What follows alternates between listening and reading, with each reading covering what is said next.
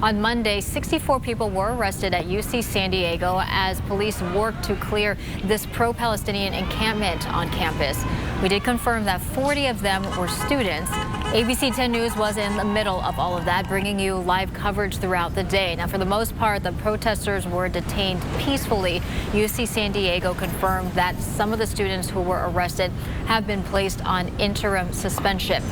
So what does this all mean for the students who are now facing punishment? ABC 10 News reporter Danny Miskell covered the developing situation from the start yesterday, and she is joining us live with that answer. Danny.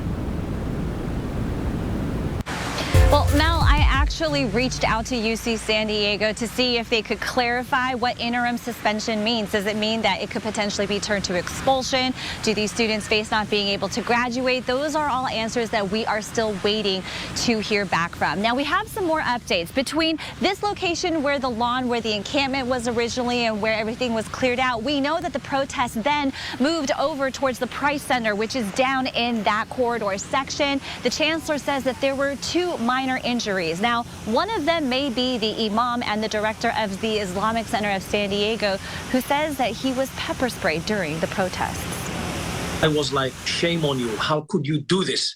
You know, in the face of innocent, unarmed, peaceful protesters. These are students of UCSD. They are at their school.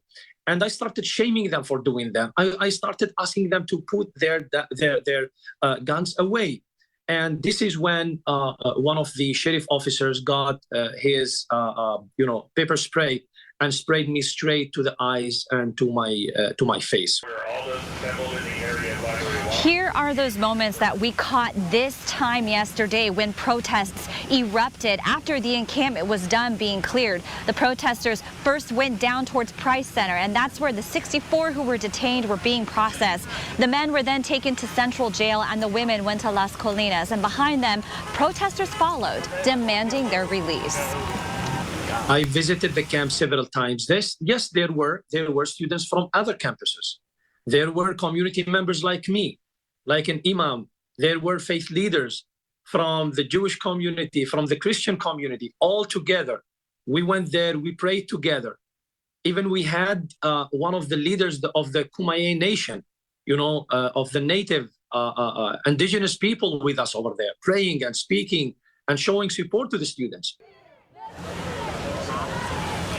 UC San Diego's Chancellor Pradeep Khosla releasing a new statement, and he says that the encampment was illegal, and they asked 5 days in a row for the encampment to disperse. And the Chancellor says it was also becoming dangerous. He adds that they found a sword and aerosol spray cans, among other things, inside the camp when they were clearing it. Now, classes and operations resumed here on campus as of 6 a.m. this morning. Now, you just heard from the Imam. He was saying that there was a mixture of people who were welcomed here at the encampment, and that obviously goes against what the campus has been trying to help out with this in terms of the safety of the students. Now, out of those 64 people who were detained yesterday, 24 of them are still unknown. They're not identified, and they may not be students here at UC San Diego. Live in La Jolla, I'm Danny Miskell, ABC 10 News.